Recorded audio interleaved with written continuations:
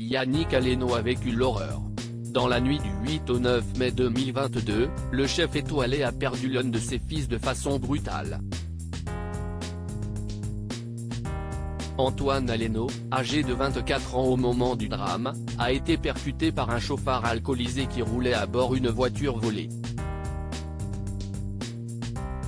Je suis arrivé dans une scène de chaos, mon fils était allongé par terre, dans son sang.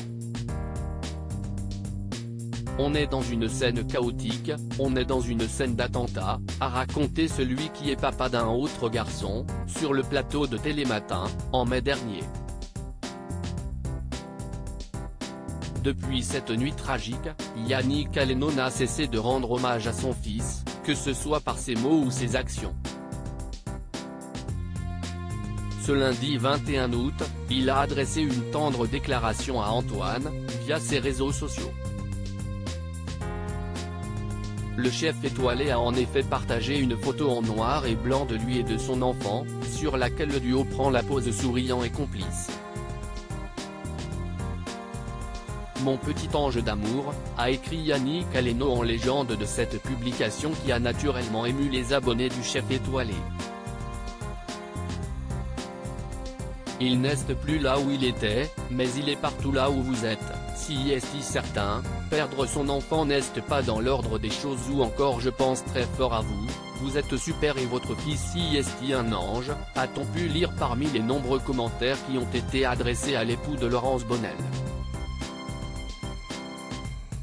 Supérieur à obsèques d'Antoine Aleno, Brigitte Macron, Guy Savoy, Christophe Michalak. Ils lui rendent hommage à Yannick Aleno, cette grande décision prise un an après la mort de son fils à la suite de ce drame. Yannick Aleno a créé l'association qui porte le nom de son fils, dans le but de venir en aide aux familles des jeunes de moins de 25 ans, victimes d'accidents de la route. Je veux que mon fils devienne le Coluche de la cause, a-t-il expliqué, dans les colonnes du Parisien, en mai dernier.